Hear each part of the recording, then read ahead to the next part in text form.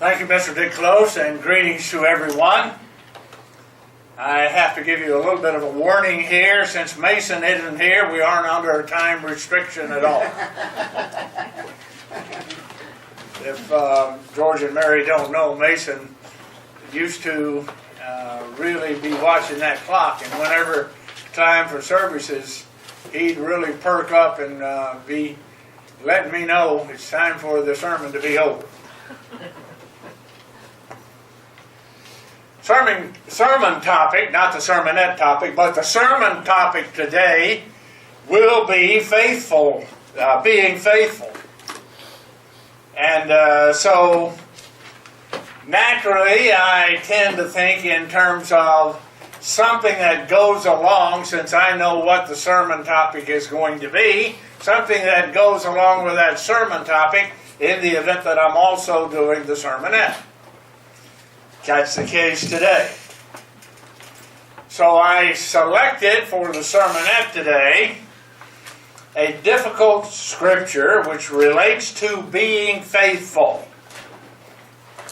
I called it the title, Mammon of Unrighteousness.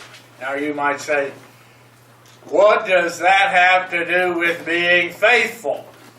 Well, I hope you'll see that. Let's read Luke chapter 16 and verse 9. Christ is speaking to his disciples, and he says to them, I say unto you, this is Luke 16, verse 9, I say unto you an instruction. Make to yourselves friends of the mammon of unrighteousness, that when you fail, they may receive you into everlasting habitations. And we clearly see this is an instruction to us because Christ, first person, gave it to his closest disciples at this time. Question is, how will we explain this scripture?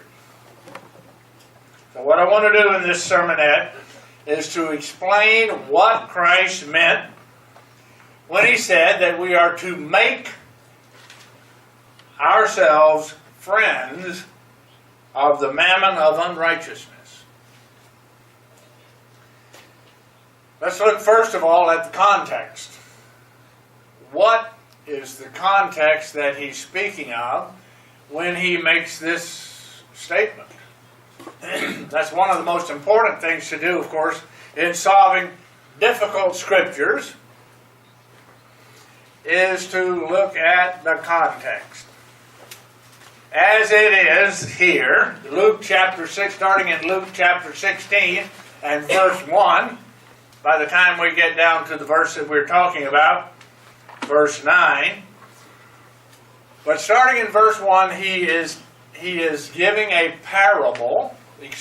He is providing a parable that is known as the parable of the unjust steward.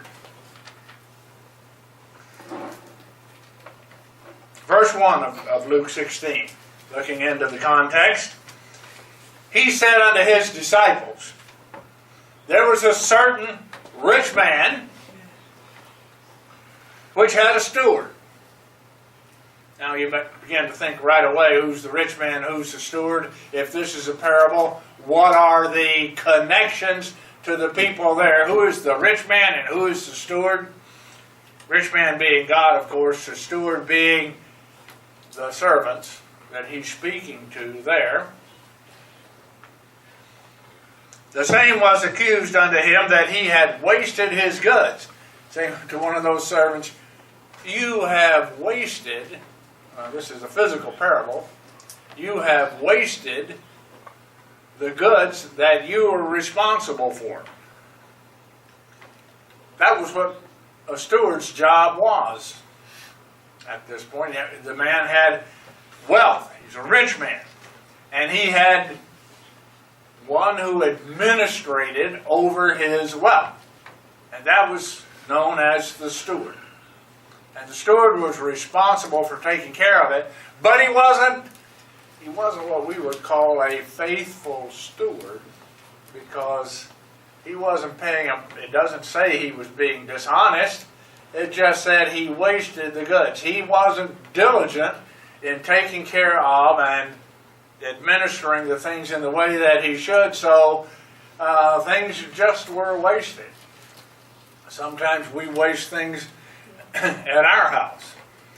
We may go out and pick part of the garden, bring it in, put it on the table, and then after Anita has spent a lot of time taking care of the garden, bringing that stuff to fruition, we don't get it in and get it cooked and taken care of soon enough. It's wasted.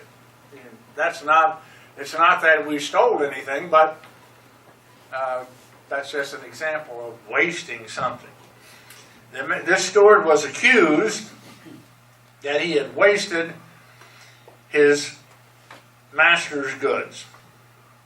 Master called him in, said to this steward, "How is it that I hear this of you? You just essentially haven't been diligent in your responsibilities."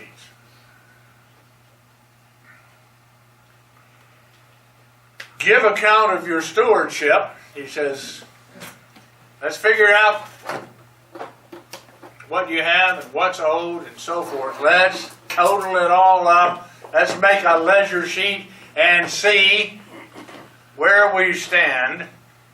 This is going to be pursuant to the fact that you can no longer be steward. For you may no longer be steward. He had wasted it. He wasn't faithful in his responsibility. But then the steward, dropping down to verse 3, decided, well, I'm out of the job. I better find some other way to provide for myself. So how about a little corruption here? The steward said within himself, what shall I do? He's like me, I guess, too old to do anything. Mr. Close is still doing lots of things physically. What shall I do? My Lord takes away from me the stewardship. I cannot dig. I'm not strong enough physically to be able to dig, and I'm ashamed to beg. I haven't got any way to make my living now. I am resolved what to do, that when I am put out of the stewardship, they may receive me into their houses. And so he decides to write down the amount. The steward was keeping track of what was owed by this man, that man, the other man to his boss. And he discounted the bills to all of them so that he could have sustenance from them as a result of the fact that he discounted those bills.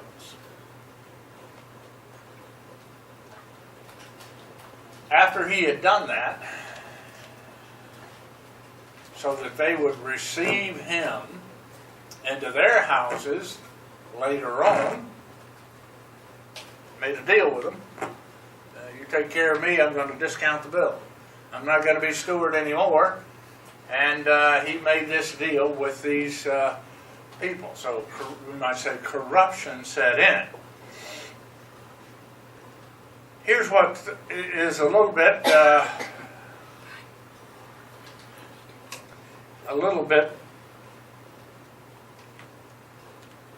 of a question, you might say, because the boss, the Lord, commends this steward for having done this.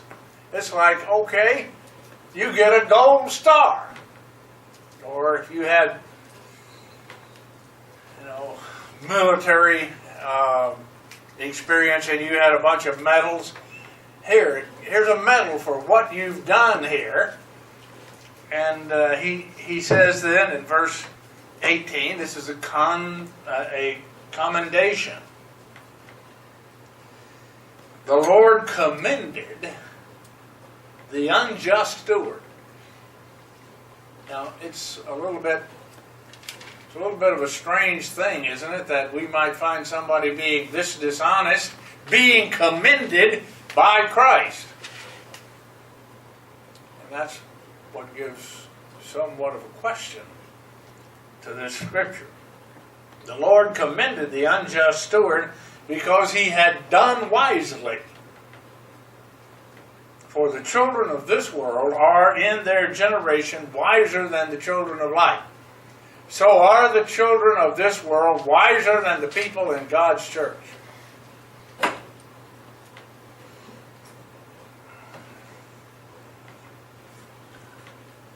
Sure, the unjust steward had shown wisdom in providing for himself, but he did it in a dishonest way, didn't he? He stole the Lord's wealth and used it for himself.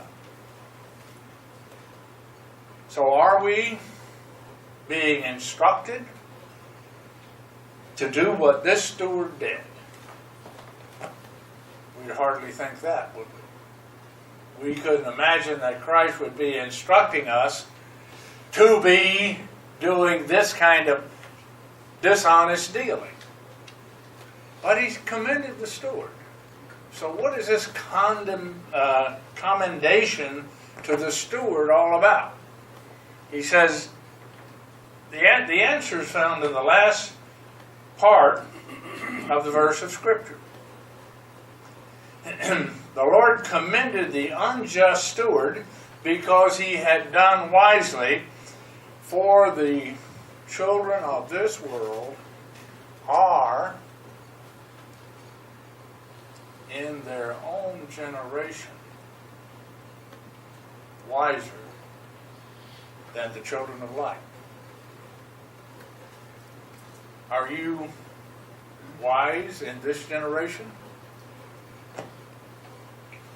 Or are you wise in a future generation? This steward was wise in the physical generation in which he lived. He took the master's money and he appropriated the master's money and used it to gain for himself a future. Verse 9 says, I say unto you, he was wise in doing that to take care of himself at that point, but you should take care of yourself in a future generation. Make to yourself friends of the mammon of unrighteousness. That's what the money of this world is called in the Bible. Use the money of this world to make friends, not in this world. Not in he made in his generation, in this present evil world, he made friends. You make friends that when you fail, when you die, and when you are in that first resurrection, those friends that you have made in this generation may receive you into everlasting habitation. He used the money to gain friendship in his own present physical situation. We use the money that God has allotted to us to gain eternal friendships in his coming kingdom. Looking to the future. That's the distinction that's being made. He was wise in his own generation. He wasn't wise in the future. And Christ is not saying be wise in this generation. He's saying to us, I say to you, That's verse 9. I say to you, make friends of the mammon of unrighteousness for the future, that when you fail, they may receive you into everlasting habitations. How do we do that? With our tithes and offerings, and providing information and literature for other people that you probably will never meet. Your tithes and offerings may go for those things to people that you will never meet, but they will become your friends in the future generation. You will have lots of friends as a result of use of money that has been given to you by Christ to provide truth to an evil world that needs it desperately. The unrighteous steward used money to provide for himself in the present world. We are to use our money to prepare for a coming world. Christ said, I say unto you, make to yourselves friends of the mammon of unrighteousness, that when you fail, they may receive you into everlasting habitations.